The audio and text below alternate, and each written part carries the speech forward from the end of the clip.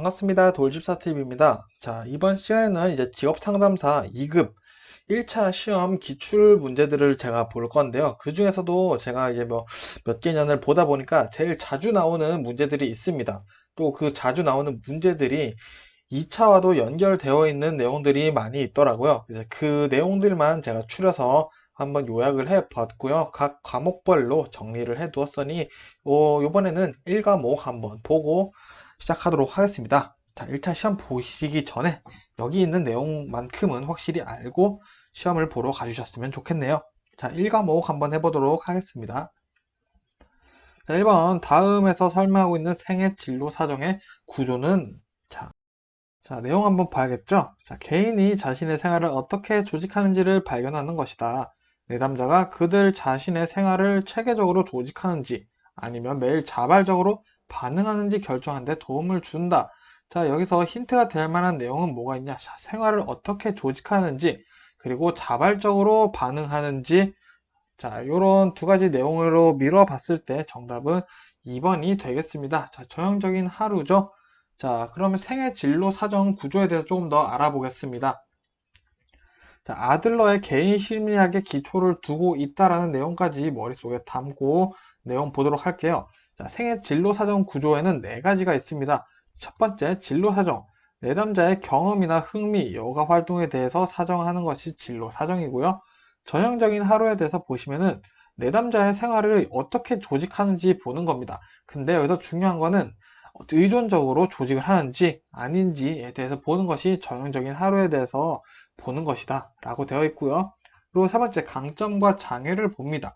내담자의 장단점 그리고 잘하는 일들을 파악하여 자존감을 가지도록 도와주는 게 강점과 장애를 보는 거고요. 마지막으로는 요약이죠. 수집된 정보를 통해 상담 목표를 성취하도록 돕는 게 요약에 해당하는 내용 되겠습니다. 자, 이 생애 진로 사정 구조 네 가지 머릿속에 담아주시면 좋겠네요. 자, 2번 두 번째, 상담자가 길을 전혀 잃어버리지 않고 마치 자신이 내담자의 세계에서 경험하는 듯한 능력을 의미하는 상담 기법은 자, 여기서 보기만 봐도 사실 정답을 유추할 수 있습니다. 정답은 4번입니다. 자, 그러면 이 단어들에 대해서 의미를 조금 아는 게 중요하겠죠. 자, 먼저 감정이입이라 함은 공감이랑 같은 단어예요. 내담자가 표현하지 않았거나 못한 내적 감정도 이해를 해주는 것이 공감이라고 되어 있습니다. 그리고 직면도 자주 나와요. 내담자의 특정 부분을 바꾸거나 통제하기 위해서 사용하는 것, 그러니까 즉 직면적, 직설적인 화법이 직면에 해당한다라고 볼 수 있겠죠. 그리고 즉시성도 자주 나옵니다. 상담자가 내담자에게 말투, 느낌, 행동에 대한 피드백을 그 자리에서 즉시 바로 하는 것을 우리는 즉시성이라고 얘기를 합니다.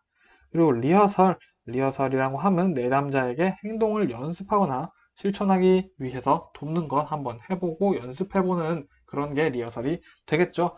자주 나오는 단어들이니까 머릿속에 담아주시고요. 세 번째 볼게요. 포괄적 직업상담 과정에 대한 설명으로 틀린 것은 자, 틀린 것을 물어봤을 때는 정답을 먼저 보고 설명을 드려야겠죠. 자, 정답은 4번입니다. 자, 상담과 검사를 통해 얻어진 자료를 바탕으로 직업 정보를 제공한다라는 내용이 틀렸죠. 정확히 이 내용이 틀린 거는 이제 포괄적 직업 상담 과정에 대한 설명이 아니기 때문입니다. 자, 요 나머지 세 가지 먼저 볼까요? 내담자가 직업 선택에서 가졌던 문제들을 상담을 하고요.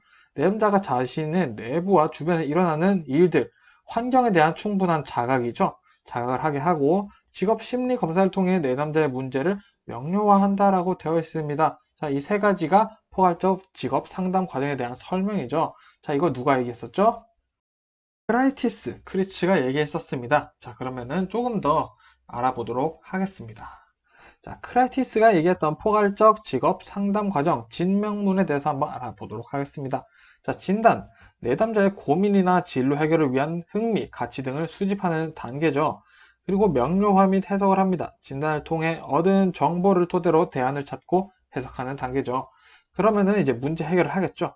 해석을 통해서 문제 확인 후 문제 해결을 위해 해야 할 행동을 정하게 되는 단계, 단기적 혹은 장기적인 단계를 정하게 되겠죠.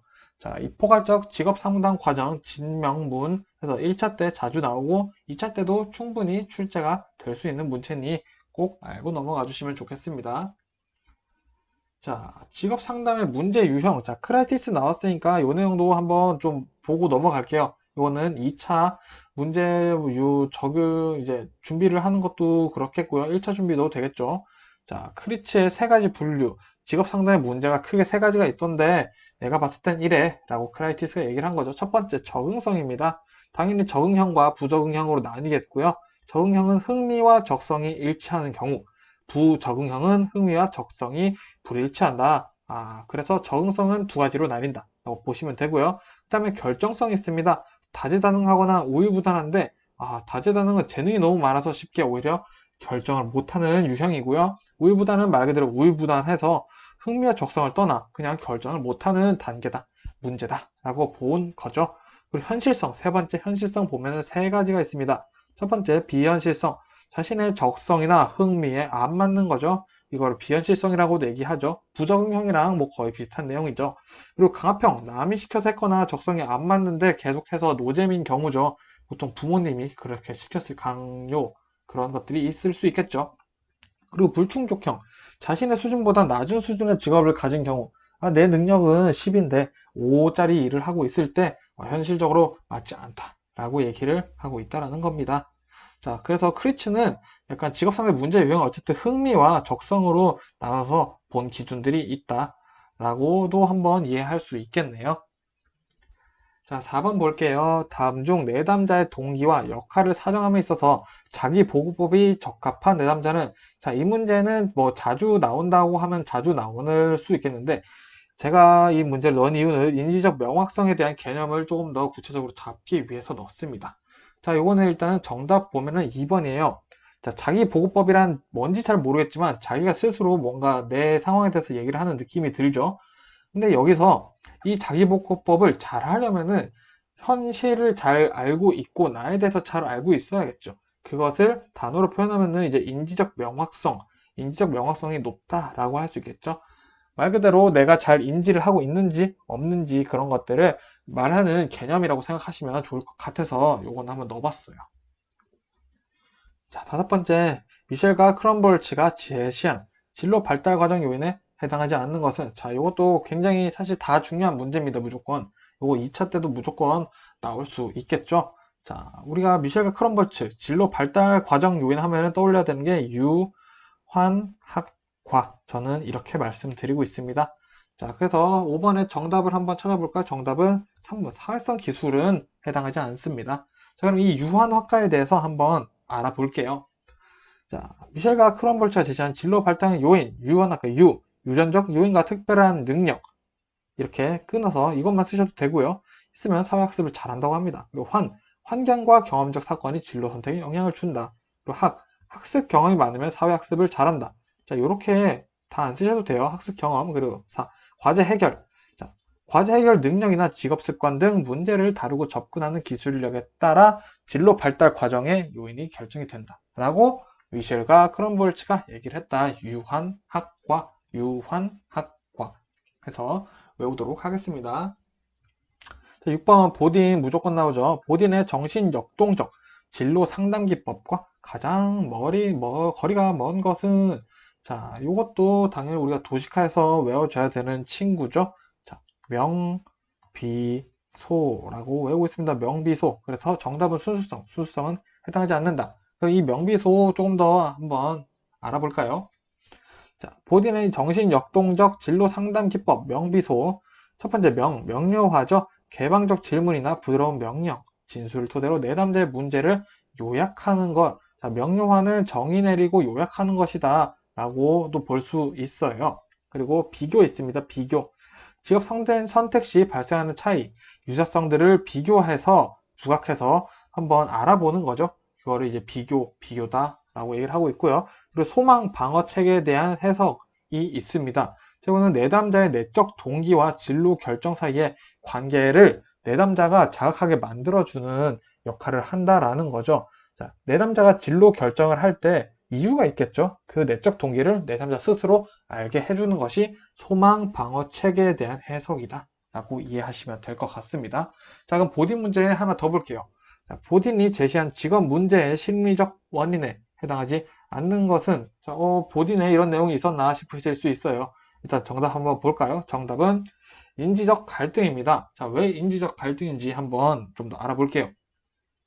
자, 이거는 본인이 제시한 직업 문제, 심리적 원인 중에 의정 자직학 5개에 대한 내용입니다. 의는 의존성, 타인에게 의존해 책임감을 회피하는 게 문제다, 심리적 문제다라고 봤고요. 정보 부족, 진로 직업 정보에 충분히 얻지 못해서 문제가 생길 수 있고요. 자아 갈등 혹은 내적 갈등이라고도 얘기를 하죠. 자, 내적 갈등이라고도 합니다. 자신의 진로와 삶의 문제가 갈등을 보일 때, 아, 우리 집 상황이 이런데 내가 지금 이 직업을 해도 될까? 우리 아빠가 목사님인데 내가 스님을 해도 될까? 약간 이런 자아 갈등, 내적 갈등이 있고요.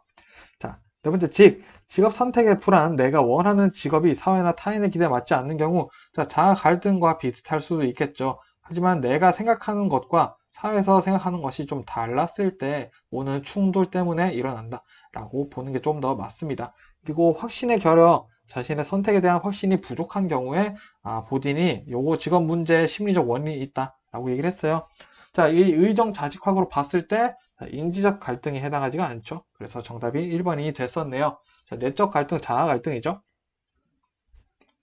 자, 8번 상담에서 비밀보장 예외 원칙과 가장 거리가 먼 것은, 자, 이건 2차에는 안 나오지만 1차에 자주 나오는 내용이죠.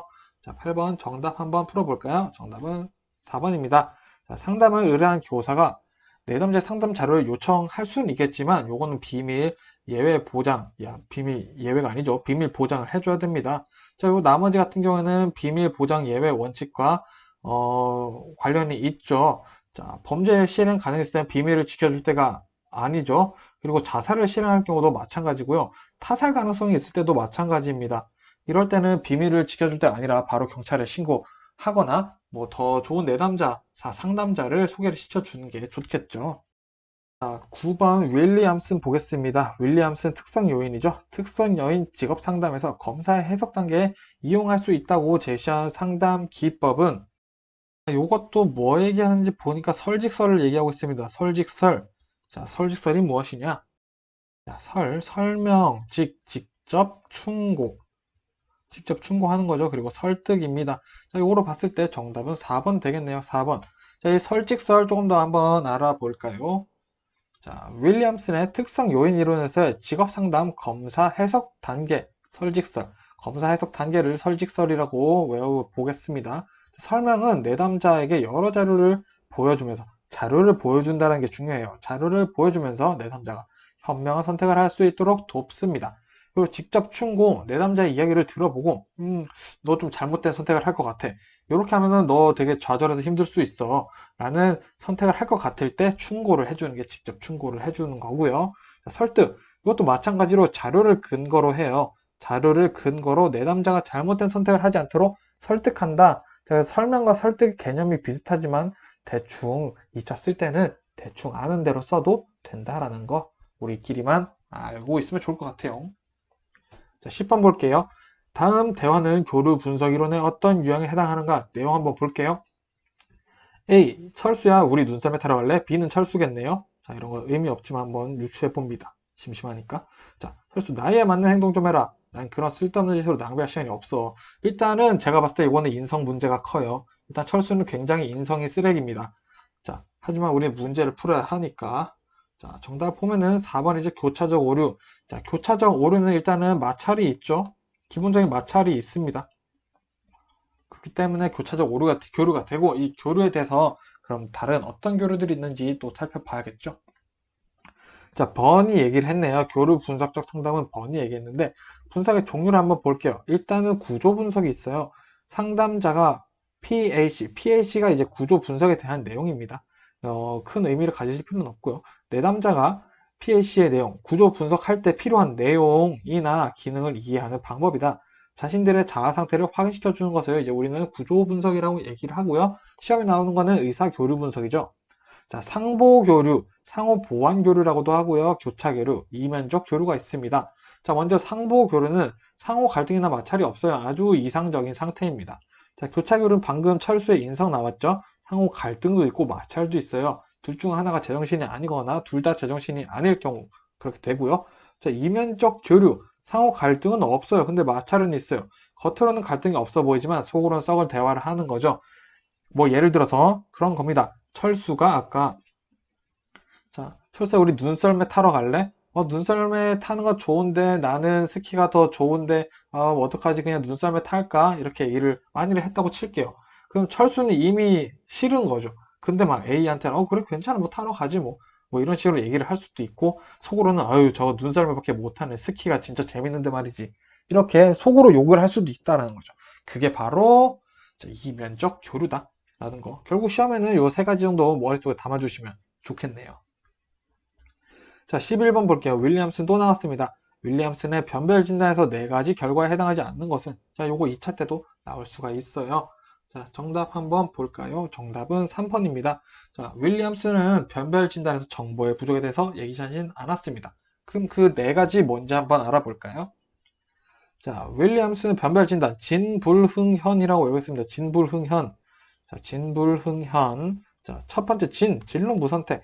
직업을 결정해 본 적이 없거나 무엇을 원하는지 모르는 거예요. 어떤 것을 선택해야 하는지 모르죠. 그래서 직업 미선택이라고도 합니다. 그리고 불확실한 선택. 결정은 했어요. 근데 자신감이 없고 위안을 받기만 바래요. 나 이 직업 하길 잘했나? 그래서 주변에 계속 상담만 하는 거죠. 너 그거 잘했어. 잘 어울려. 이런 얘기를 듣기만 바라는 거예요. 그래서 이게 진불흥현 중에 불확실한 선택에 해당된다. 그리고 또 윌리엄슨이 뭐라고 그랬을까요? 흥미와 적성이 불일치해요. 흥미는 있는데 능력이 없고 적성에 맞으니 흥미는 없고 흥미가 있으니 또 적성에 안 맞네 라는 상황에 딜레마에 빠져 있는 거죠. 그래서 요거를 윌리엄슨이 너 직업 상대 좀 문제가 있어 라고 생각을 하고 있다라는 거죠. 그리고 진불흥현 중에 현명하지 못한 선택. 윌리엄슨이 현명하지 못한 선택 이 말을 좀 좋아하더라고요. 자, 현명하지 못한 선택은 흥미나 능력, 적성에 안 맞는 선택을 했다라는 거죠. 자, 그게 무슨 말이냐? 자, 본인이 직업보다 더 작고 본인이 혹은 직업보다 더 크다.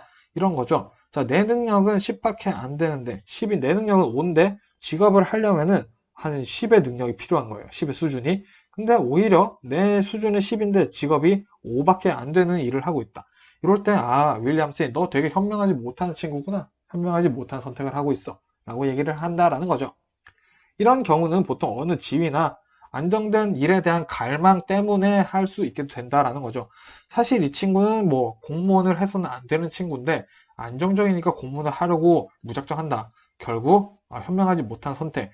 결국엔 적성이 안 맞아서 너만 힘들 거다. 라고 윌리엄슨이 어쨌든 그렇게 얘기를 한다라는 겁니다. 뭐 제가 한 얘기는 아니고요. 윌리엄슨이 또 나오네요. 굉장히 많이 나옵니다. 자, 윌리엄슨의 특성 요인 진로 상담 과정을 바르게 나타낸 것은 자, 요거는 어떻게 보면 그냥 형식적으로 그냥 외우고 있는 거죠.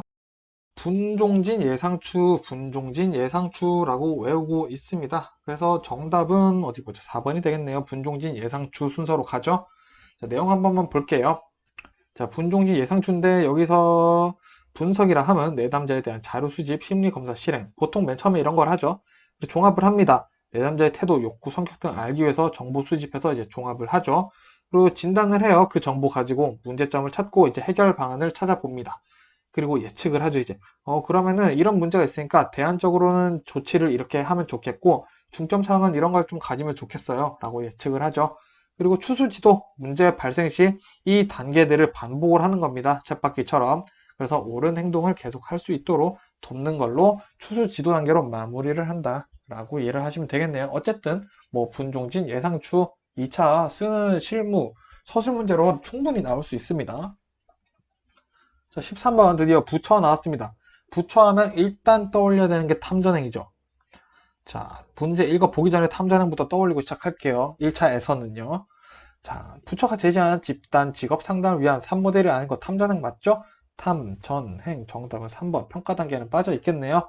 자, 탐전행 한 번 더 알아보고 가야겠죠?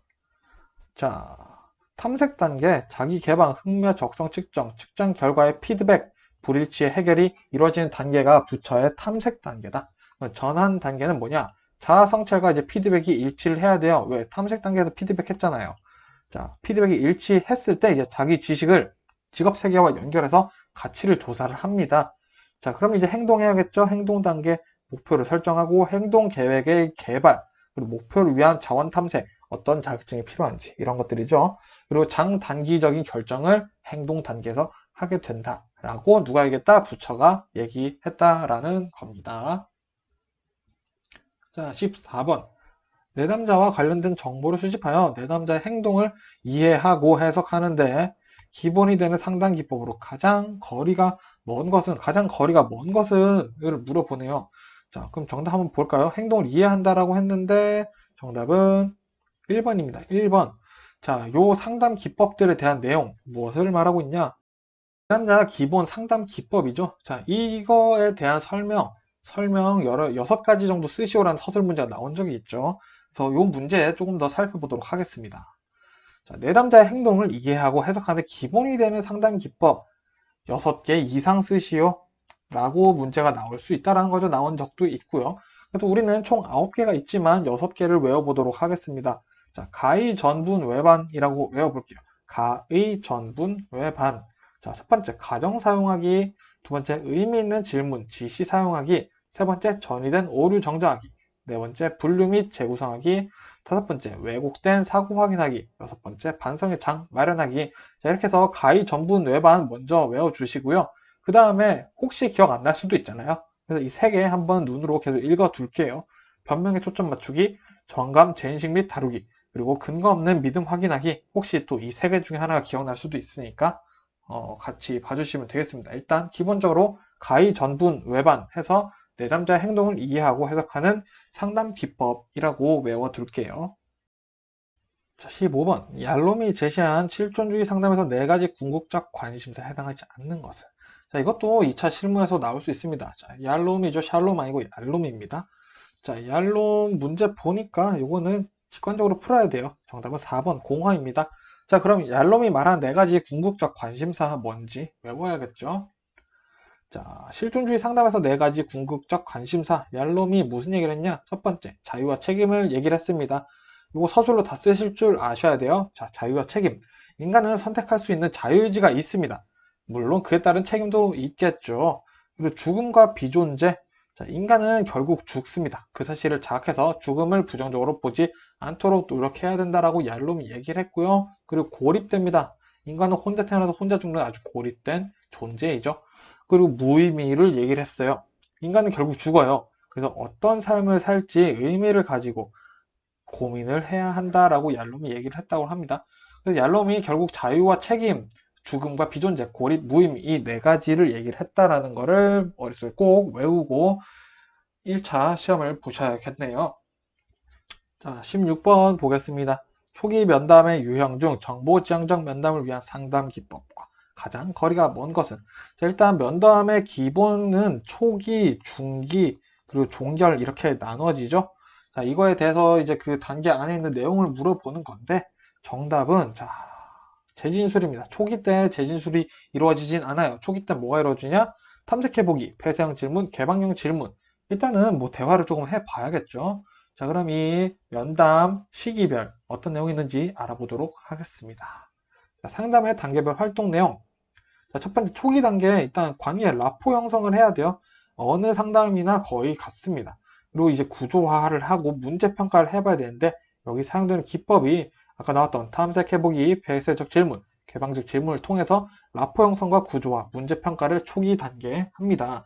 그리고 초기 면담 종료 시 과제물 부여를 합니다. 즉 초기 단계와 중기 단계 사이에 과제물 부여를 한다라는 것도 시험에 나올 수 있어요.